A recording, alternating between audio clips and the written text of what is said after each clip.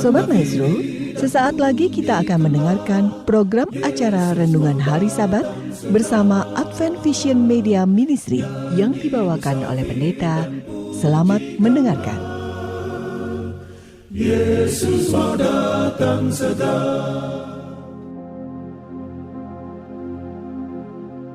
Shalom, selamat pagi dan selamat Sabat saudaraku yang dikasihi oleh Tuhan. Salam sejahtera bagi seluruh pendengar Maestro yang kami sangat kasihi. Pada pagi ini saya Pendeta Cucu Elia akan menemani saudaraku sekalian dalam perenungan firman Tuhan yang saya beri judul Berapa Lama Lagi. Sebelumnya saudaraku, mari kita akan berdoa. Bapa yang bertahta dalam kerajaan surga, kami menaikkan pujian dan syukur kepada Tuhan yang telah memelihara dan memberkati kami dalam istirahat kami sepanjang malam. Dan pada pagi ini, bila mana kami membuka halaman-halaman kitab suci dan membaca serta merenungkannya, biarlah kami semakin memahami jalan Tuhan dan kami dipenuhi dengan iman dan persandaran yang penuh pada Tuhan. Inilah doa kami Bapa, kami mohon bimbingan-Mu selalu dalam nama Yesus Kristus, kami berdoa, amin. Saudara yang dikasihi Tuhan, sebagaimana saya sebutkan, judulnya adalah Berapa Lama Lagi. Dalam catatan yang ditulis oleh seorang pemimpin biduan yang disebut dengan nama Asaf, dan ada begitu banyak tulisan dalam kitab Mazmur ini ditulis oleh Asaf. Dan siapakah Asaf? Beberapa kali kami sudah sebutkan tentang personal ini, bahwa dia adalah seorang yang melayani di bait suci. Dia adalah seorang ahli musik keturunan suku Lewi dari Bani Gerson pada zaman Raja Daud.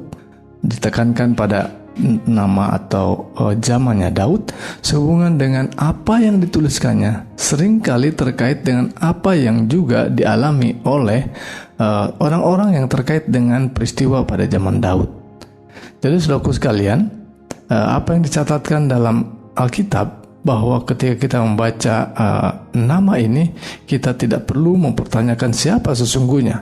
Sekalipun memang Mazmur kita kenal ditulis atau diberikan kepada Raja Daud atau Nabi Daud, tetapi di dalamnya ada banyak yang menjadi kontributornya, baik Asaf maupun juga Korah. Baik saudaraku sekalian, apa yang dicatatkannya terkait dengan pengalaman hidupnya sebagai seorang pelayan Tuhan.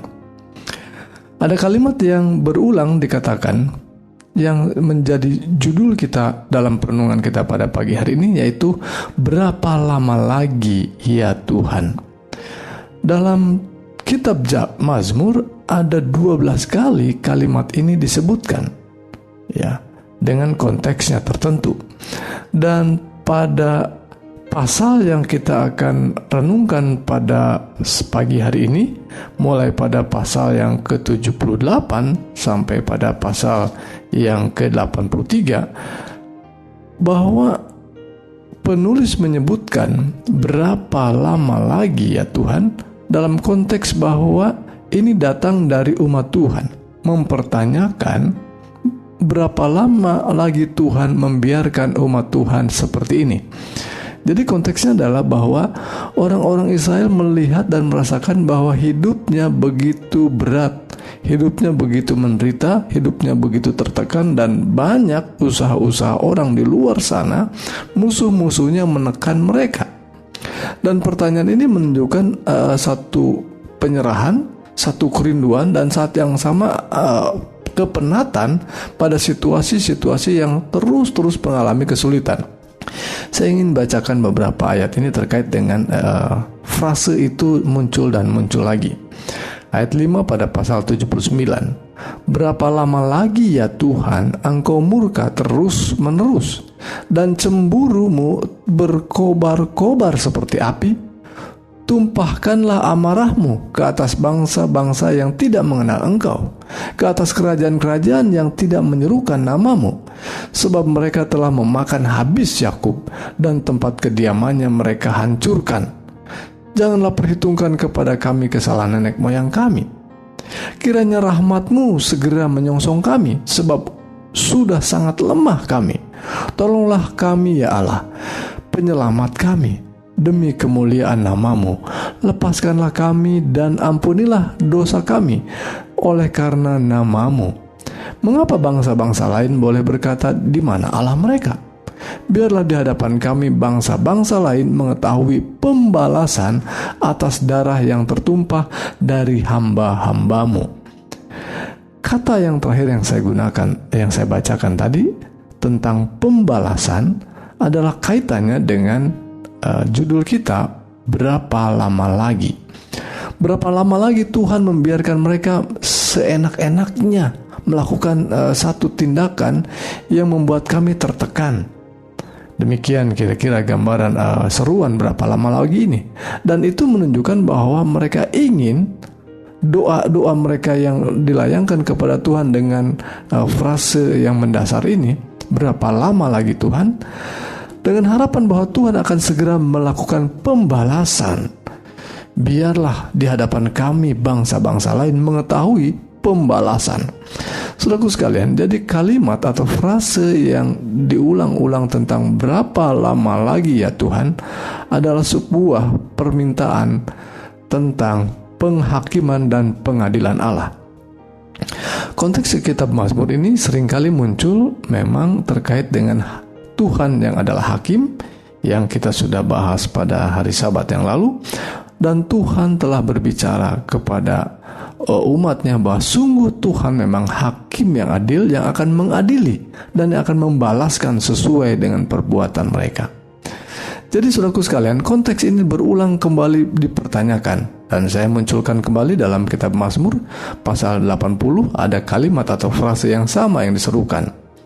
Ya Tuhan Allah semesta alam, berapa lama lagi murka-Mu menyala sekalipun umat-Mu berdoa? Engkau memberi mereka makan roti cucuran air mata. Engkau memberi mereka minum air mata berlimpah-limpah. Engkau membuat kami menjadi pokok percederaan tetangga-tetangga kami, dan musuh-musuh kami mengolok-olok kami. Ya Allah semesta alam, pulihkanlah kami. Buatlah wajah-Mu bersinar, maka kami akan selamat. Saudaraku sekalian, ayat 5 menyebutkan tadi dalam pasal 80, Tuhan, berapa lama lagi kami ini seperti ini? Engkau menyalakan murka-Mu padahal kami terus berdoa. Mereka mau tunjukkan bahwa kami ini sudah lebih baik, sudah lebih setia, sudah lebih rajin dalam ibadah, sudah sering berdoa. Tetapi Engkau membiarkan kami mengalami murka yang Engkau tunjukkan. Jadi saudaraku sekalian, ini adalah perjalanan bangsa Israel menghadapi situasi-situasi yang sulit. Dan saudaraku sekalian, mungkin saudara dan saya mengalami hal yang sama, yang mirip seperti itu. Kita menghadapi situasi-situasi yang sulit. Sederhana mungkin kita mencoba membandingkan beberapa di antara kita yang mungkin sekarang ini orang-orang yang mengalami sakit harus menggunakan asuransi yang dibuat oleh pemerintah, yaitu BPJS. Tentu ini adalah satu hal yang baik yang dibuat oleh pemerintah. Namun demikian ada banyak keluhan-keluhan. Oleh karena mungkin harus mengantri begitu panjang, banyak sekali pasien yang berdatangan dan harus mengantri dari pagi, bahkan sepanjang hari mereka harus mengantri untuk mendaftar, mengantri untuk mengambil obat, mengantri untuk menunggu dokter dan lain sebagainya. Dan pertanyaan ini sering muncul. Diberikan pertanyaan kepada perawat, ya, ada yang mengatur berapa lama lagi nomor yang saya ini akan dipanggil, ya, karena sudah lama sekali menunggu. Nah, kira-kira demikian gambaran kata ini dimunculkan. Frase ini muncul dalam kitab suci menunjukkan kepenatan, begitu berat situasi yang dialami, begitu banyak beban yang harus dihadapi. Dan pertanyaan ini hal yang lumrah napaknya. Apakah saudara dan saya juga perlu mempertanyakan hal ini? Dan hal yang lumrah mungkin kita bertanya pada Tuhan, Tuhan, dunia kita ini, dunia kami ini sudah semakin buruk. Berapa lama lagi Tuhan Engkau biarkan? Berapa lama lagi Tuhan gereja-gereja kami ini seringkali ditutup? Seringkali ibadah kami ini diganggu. oleh masa yang tidak menghendaki kami berada di sana. Jadi saudaraku sekalian, pertanyaan ini adalah hal yang lumrah nampaknya. Dan kita bertanya kepada Tuhan, Tuhan, apa jawabanmu? Menarik sekali saudaraku sekalian, apa yang dijawab Tuhan? Pasal demi pasal dalam kitab Mazmur sesungguhnya bisa saja terkait, namun bisa saja itu sebuah nyanyian tersendiri. Namun saya melihat dalam beberapa pasal ini, kitab Mazmur menunjukkan bahwa Tuhan memberikan jawaban atas pertanyaan itu. Dan jawabannya menariknya adalah menggunakan frase yang sama yang digunakan oleh umat Tuhan. Jawaban Tuhan demikian dalam pasal 82. Allah berdiri dalam sidang ilahi. Lihat, konteks daripada penghakiman dan pengadilan Allah selalu muncul dalam kitab Mazmur. Dan memang konsep daripada penghakiman Allah mendengung dalam seluruh kebenaran Alkitab, mendengung dalam seluruh kitab-kitab suci. Karena memang itu adalah sesuatu yang memang Tuhan tanamkan dalam pemikiran orang-orang Yahudi, orang-orang penulis Alkitab dan para nabi, karena semua manusia akan menghadapi pengadilan Allah. Semua orang sudah diberikan kesanggupan, diberikan berbagai talenta, diberikan kesempatan untuk mengenal Allah. Tapi saatnya tiba, mereka harus mempertanggungjawabkan apa yang mereka percayai, apa yang mereka imani, dan apa yang mereka lakukan dalam sidang Tuhan, dalam sidang ilahi. Allah berdiri dalam sidang ilahi dalam ayat 1. Di antara para Allah ia menghakimi. Dalam ayat 2. Berapa lama lagi kamu menghakimi dengan lalim dan memihak kepada orang fasik? Lihat, frase yang sama digunakan oleh umat Tuhan, kini digunakan oleh Tuhan sendiri untuk menjawab. Berapa lama lagi kamu menghakimi dengan lalim? Berilah keadilan kepada orang yang lemah dan kepada anak yatim. Belalah hak yang orang sengsara dan orang yang berkekurangan.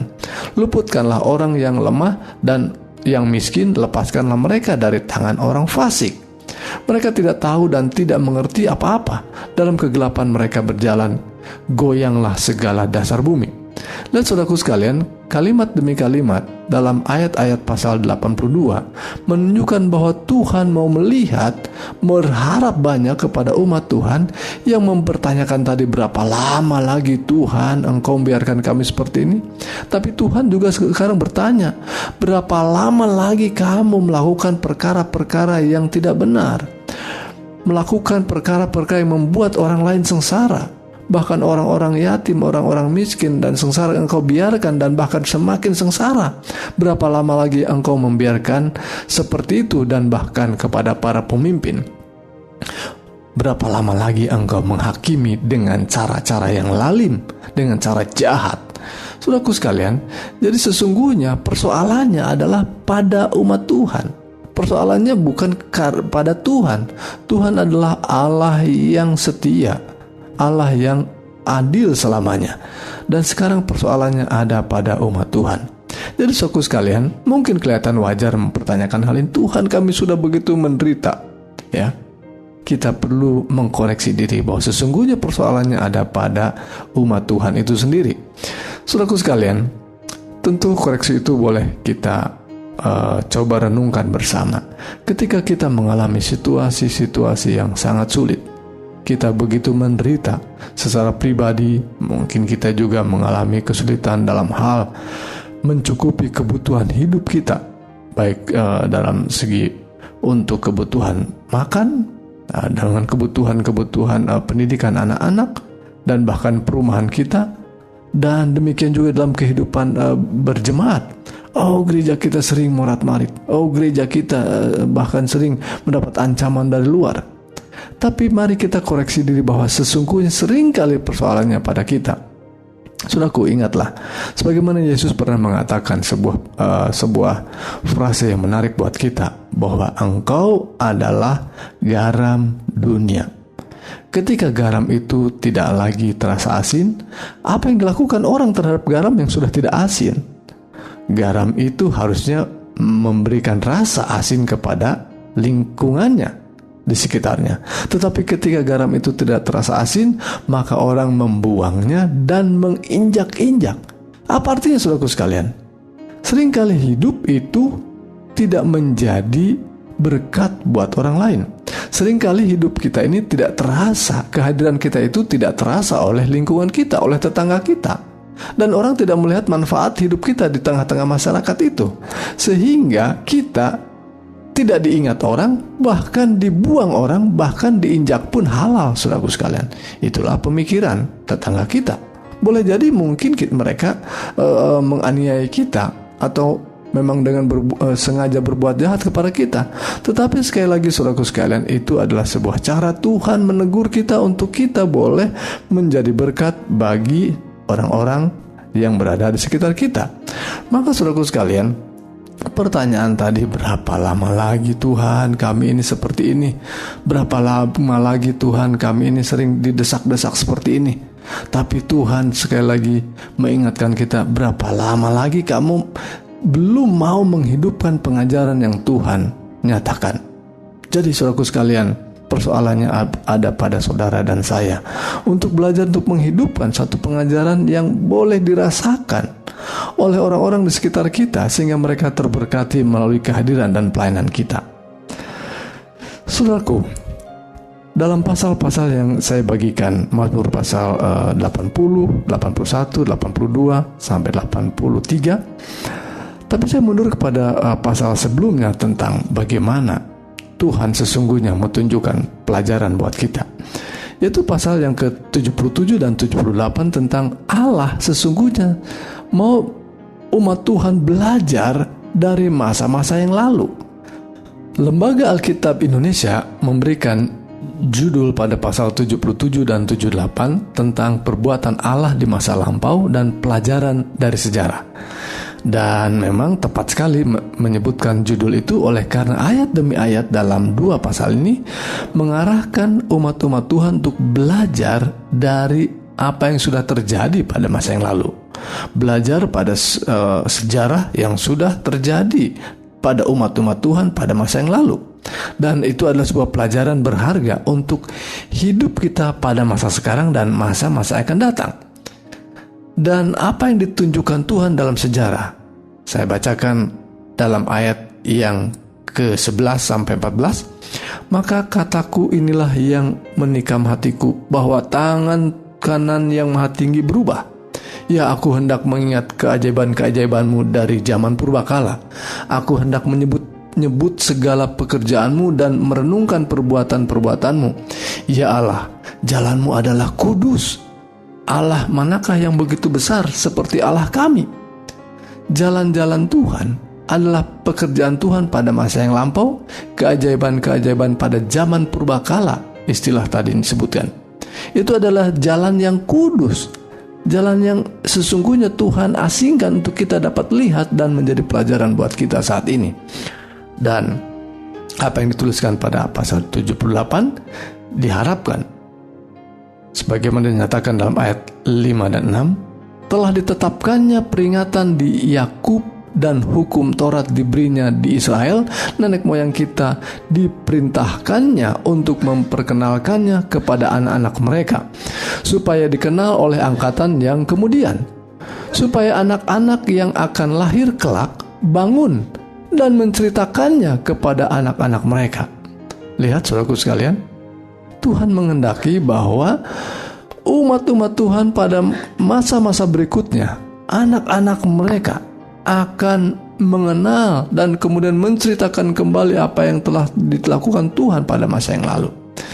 Dan kisah-kisah yang pada pasal 78 dituliskan tentang bagaimana umat Tuhan dituntun oleh Tuhan melewati perjalanan yang panjang, perjalanan melewati gunung, melewati padang pasir yang begitu panas, tetapi Tuhan telah melindunginya dengan awan. Tuhan juga telah menerangi mereka dengan api pada waktu malam. Jadi saudaraku sekalian, catatan-catatan kitab suci yang diceritakan dalam pasal 78 mengingat kembali perjalanan bangsa Israel, umat Tuhan pada masa yang lalu, yang membuat mereka, kalau seandainya mereka mau belajar, kalau seandainya mereka mau setia, sesungguhnya Tuhan akan memberikan kelegaan kepada mereka. Beberapa ayat yang saya ingin bacakan terkait dengan itu dikatakan pada ayat yang ke-23. Maka ia memerintahkan awan-awan dari atas membuka pintu-pintu langit, menurunkan kepada mereka hujan mana untuk dimakan, dan memberikan kepada mereka gandum dari langit. Setiap orang telah makan roti malaikat. Ia mengirimkan perbekalan kepada mereka berlimpah-limpah. Ia telah menghembuskan angin timur di langit, dan mengirim angin selatan dengan kekuatannya. Ia menurunkan kepada mereka hujan daging seperti debu banyaknya, dan banyak burung-burung bersayap seperti pasir laut. Ia menjatuhkannya di tengah perkemahan mereka. Sekeliling tempat kediaman itu, mereka makan dan menjadi sangat kenyang. Ia memberikan kepada mereka apa yang mereka inginkan. Mereka belum merasa puas, sedang makanan masih ada di mulut mereka. Maka bangkitlah murka Allah terhadap mereka. Ia membunuh gembong-gembong mereka dan menewaskan teruna-teruna Israel. Saudaraku, Tuhan mengingatkan dengan cerita-cerita yang tentu saja mereka sudah mengerti, sudah tahu persis cerita itu, tetapi mereka kembali jatuh pada persungutan, jatuh kembali pada keegoisan, jatuh kembali pada percekcokan di dalam, saudaraku sekalian, di antara mereka sendiri, sehingga mereka tidak jadi berkat bagi umat-umat yang lainnya, bagi kelompok atau bangsa-bangsa yang lainnya. Jadi pelajaran dalam sejarah, ketika kita membaca kitab suci, saudaraku sekalian, kita sedang membaca dan melihat kembali bagaimana Tuhan bekerja di antara umat Tuhan, dan bagaimana Tuhan memberkati umat Tuhan, yaitu mereka yang mau tetap setia. Dan ketika mereka setia sesungguhnya, ketika mereka sungguh-sungguh menjalankan kebenaran Tuhan, mengikuti hukum Tuhan, mengikuti Taurat Tuhan, mereka hidup dalam damai sejahtera, mereka hidup dicukupi, diberkati Tuhan. Tetapi ketika mereka mulai melihat, mulai melirik orang-orang dan bangsa-bangsa yang lain dalam hal-hal yang mereka lakukan atau mereka hidupkan, mereka menjadi seperti bangsa yang lain, mereka akhirnya justru mereka menjadi sasaran Tuhan, dan mereka mendapat hukuman Tuhan karena mereka tidak puas. Dikatakan ayat 30 tadi, belum merasa puas, pengen lebih lagi, saudaraku sekalian. Dan itulah yang terjadi. Bapak Ibu Saudara yang dikasihi oleh Tuhan, pengajaran firman Tuhan dalam kitab Mazmur selalu mengajarkan, mengingatkan kita betapa Tuhan sungguh adil dalam perkara-perkaranya. Ketika kita bertanya, berapa lama lagi Tuhan? Sungguh Tuhan juga mempertanyakan kita, berapa lama lagi Tuhan? Sudah mau tunjukkan kebaikan, tetapi kita terus membiarkan hidup kita semakin jauh dan tidak hidup di dalam kebenaran Tuhan. Saudaraku sekalian, perenungan firman Tuhan ini kiranya menjadi berkat dalam hidup kita, menjadi umat-umat Tuhan yang hari demi hari semakin setia. Mari kita berdoa. Bapa yang penuh kasih, kami mengucap syukur untuk berkat firman Tuhan dalam pengajaran yang ditaburkan oleh pemazmur. Biarlah ini boleh menolong kami untuk terus bertumbuh dalam kesetiaan, dalam hidup yang tidak mempertanyakan tindakan Tuhan, dan kami terus mempercayakan hidup kami kepada Tuhan, dan segala sesuatu yang terjadi, Tuhan, Engkau mengenal jalan hidup kami. Engkau sedang menyertai dan sedang mencukupkan dan memberkati kami. Dan boleh jadi kami mengalami situasi-situasi yang sulit, tetapi Tuhan, Engkau sedang mengarahkan kami dan mendidik kami. Mohon berkat Tuhan untuk saudara kami yang saat ini mendengarkan siaran ini dalam keadaan lemah. Tuhan berkenan menguatkan, meneguhkan mereka pada kepercayaan pada Tuhan, pada iman yang teguh pada Tuhan. Demikian juga mereka yang lemah oleh karena sakit penyakit yang dialami, Tuhan berkenan menjamah dan memberikan kesembuhan. Memberkati sepanjang sabat ini dalam ibadah kami. Biar ibadah kami sungguh memuliakan Tuhan, dan ada sukacita dalam hidup pelayanan dan ibadah kami. Dalam nama Yesus Kristus kami berdoa dan mengucap syukur. Amin.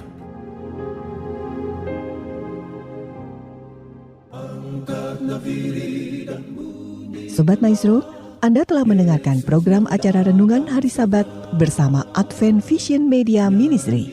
Untuk tanggapan pendengar, hubungi 087 888 777 689. Terima kasih atas kebersamaan Anda.